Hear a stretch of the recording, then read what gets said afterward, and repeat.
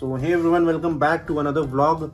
But the same t-shirt. ये t-shirt मैं और शॉर्ट्स में बहुत सारे व्लॉग्स में पहनता हूँ, या फिर ये मेरे को बहुत ज़्यादा अच्छा लगता है, मैं हर चीज़ में कंफर्टेबल फील करता हूँ.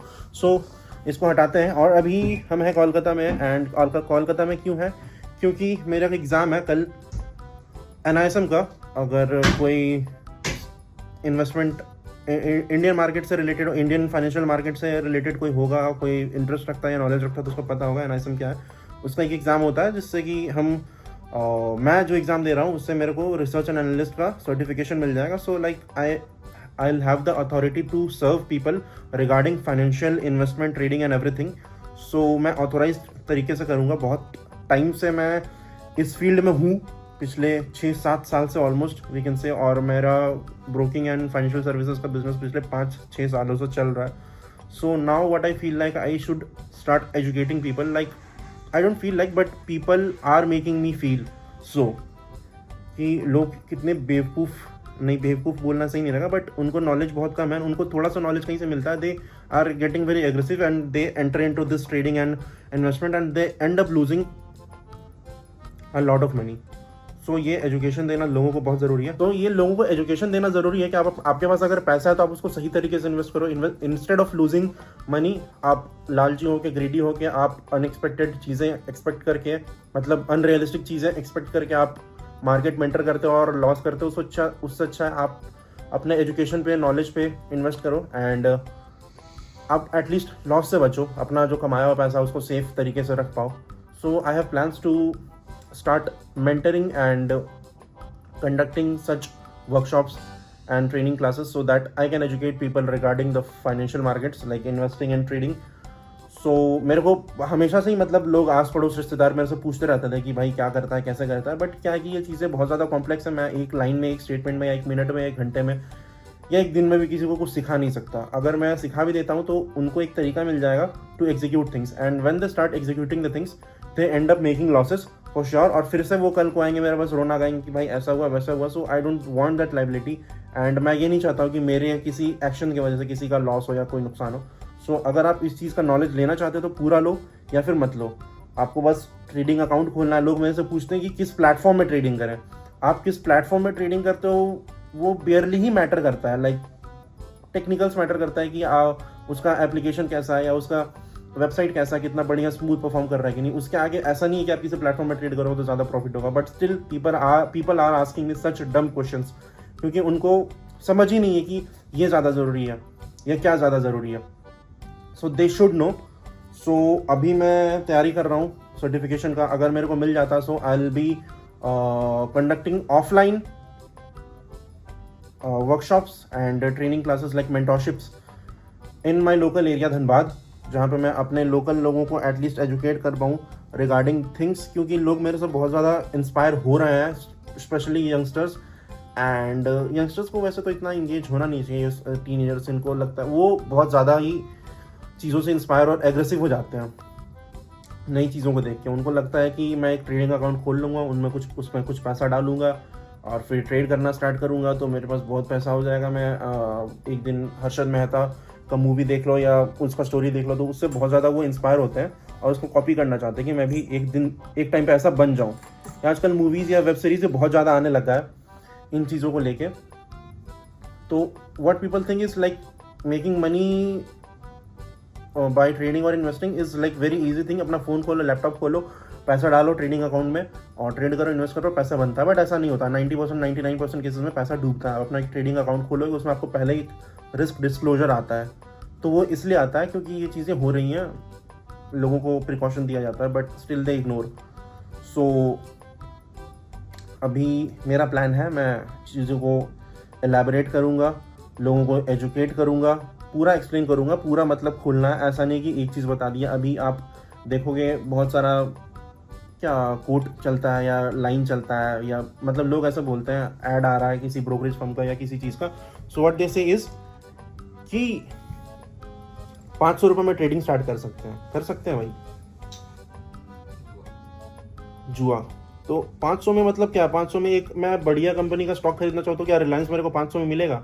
नहीं मिलेगा. रिलायंस 3000 की मिल रहा था. 500 में कौन सा स्टॉक खरीद रहा हूँ? पेनी स्टॉक, जिसका कोई ठीक ठिकाना नहीं, जिसका कोई फ्यूचर नहीं है, कल को रहेगा नहीं रहेगा। आप 500 रुपये से ट्रेडिंग कर रहे हो, 100 रुपये, 200 रुपये, 400 रुपये तो ब्रोकरेज करता है छोटा मोटा ट्रेड में। So yes you can execute things. वो ब्रोकर का टैगलाइन रहेगा कि आप 500 रुपये से ट्रेडिंग स्टार्ट कर सकते हो, ताकि आप स्टार्ट करो, है ना। आप 500 रुपये डालो, ट्रेडिंग स्टार्ट करो, आपका 500 रुपये खत्म होगा, फिर आप 500 डालोगे, फिर 5000 डालोगे, फिर 50,000 डालोगे। This is how they provoke you कि 500 से कर सकते हैं, लेकिन 500 से कुछ भी नहीं होता है। आप 500 से जुआ भी खेल सकते हैं, लेकिन लोग करोड़ों कैसे डुबा लेते हैं। So this is the thing, you should be educated enough to know the things better, to do the things better. आप अच्छे सही तरीके से एग्जीक्यूट करें चीज़ों को।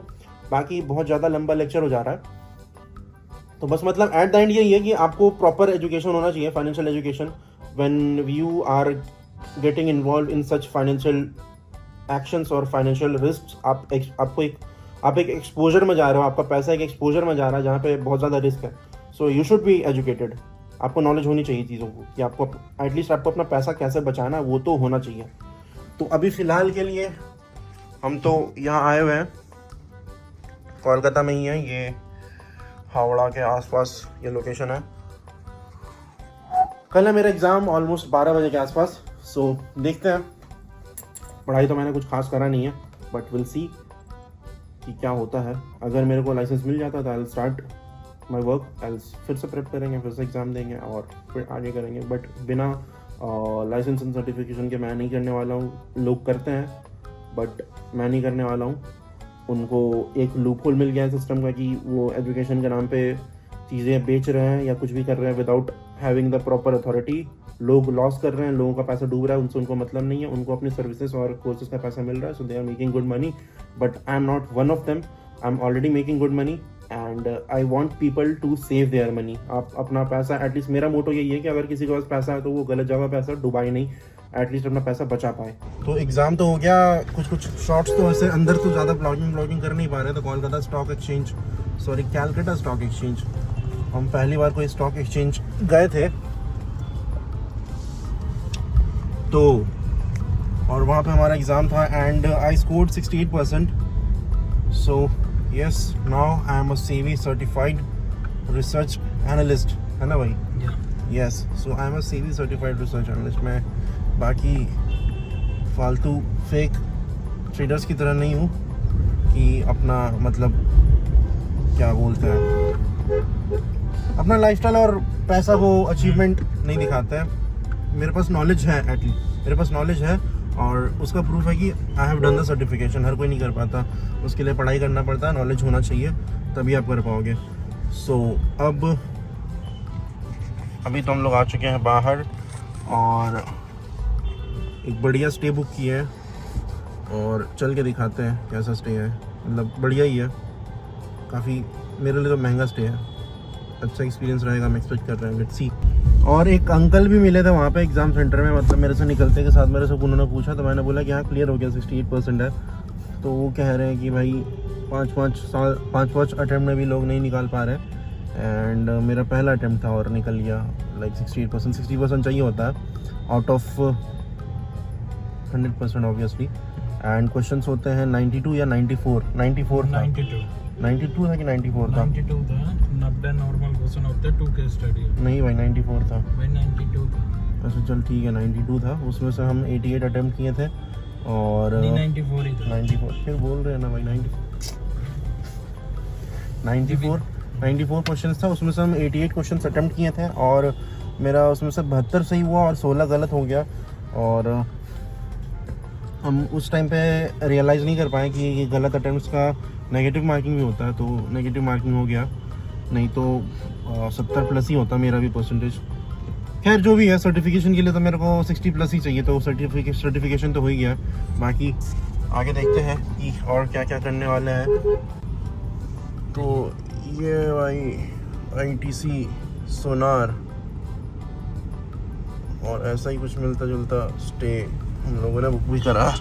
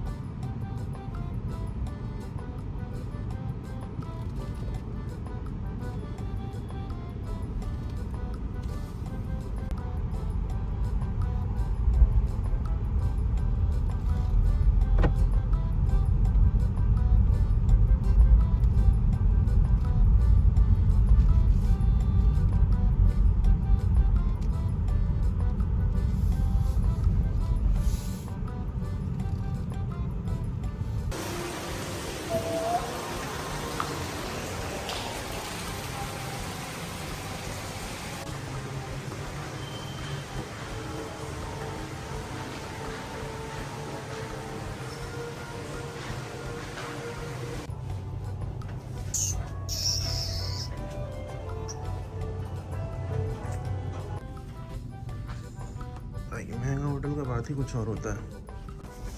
मेरा तो कान ही बंद हो गया भाई, ऐसा लग रहा है फ्लाइट में आ गए हैं। क्या 6-7 कितना था भाई? 0705 था ना।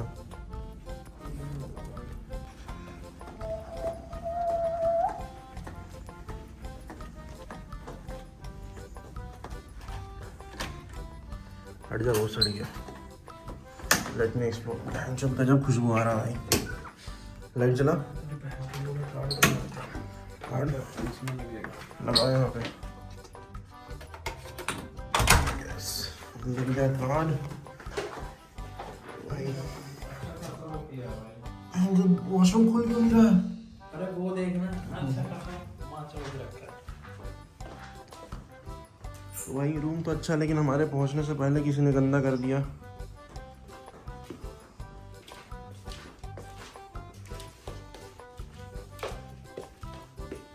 बेड भी गंदा कर दिया।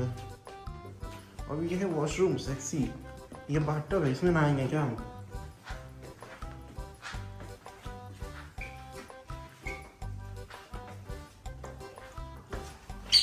ओ भाई क्रेजी।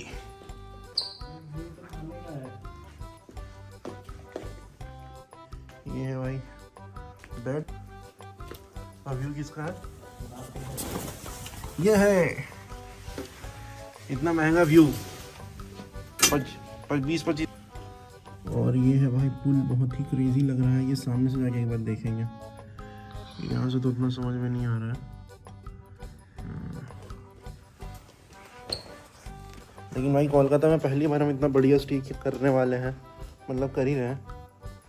तो यहाँ पे ये सब सिस्टम भी है इससे।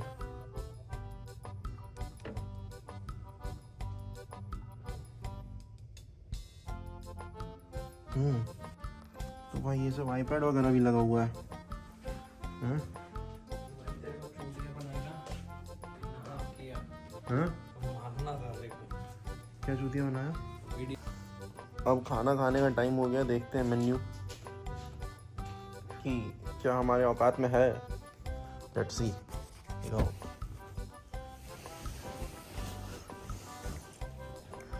तो ये है menu, food menu.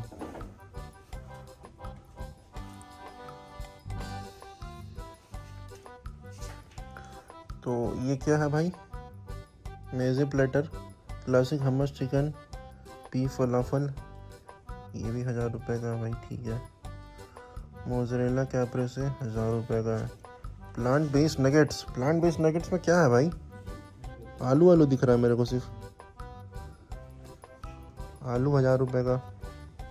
Water chestnut, water chestnut को क्या बोलते हैं भाई हिंदी में? सिंघाड़ा। सिंघाड़ा 1000 रुपये का भाई। तंदूरी पनीर टिक्का 1000 रुपये का। वेज सैलेड 1000 रुपये का।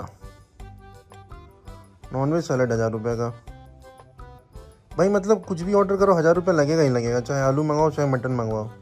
या तो एक प्याज का टुकड़ा। या तो मेन्यू थोड़ा सा महंगा हो जा रहा है, तो थोड़ा सा टाइम लेंगे और डिसाइड करेंगे कि क्या हमें यहाँ खाना खाना चाहिए या आज भूखे रहना चाहिए। ये अभी टेबल पे जो खाना खा के रखा हुआ है, उस अंदाजे से लग तो रहा है कम से कम 10,000 का बिल होगा भाई। हाँ? मटन बिरयानी वगैरह था भाई, पास्ता वास्ता था भाई। तो भाई 10,000 रुपये का खाना खाया है भाई। लेकिन हम अपने लिए बस वेंडीज़ बर्गर से बर्गर मंगा रहे हैं and the bill cost only 600 rupees. अभी इसमें दिख नहीं रहा है बट 595 का बिल है। उसमें 4 बर्गर है, फ्राइज़ है, चिकन नगेट्स है। यस, तो ऐसे बचाते हैं पैसे। बाकी इसके बाद चलेंगे पुल पे। अभी चले भाई? पहले खाएंगे फिर चलेंगे पुल पे।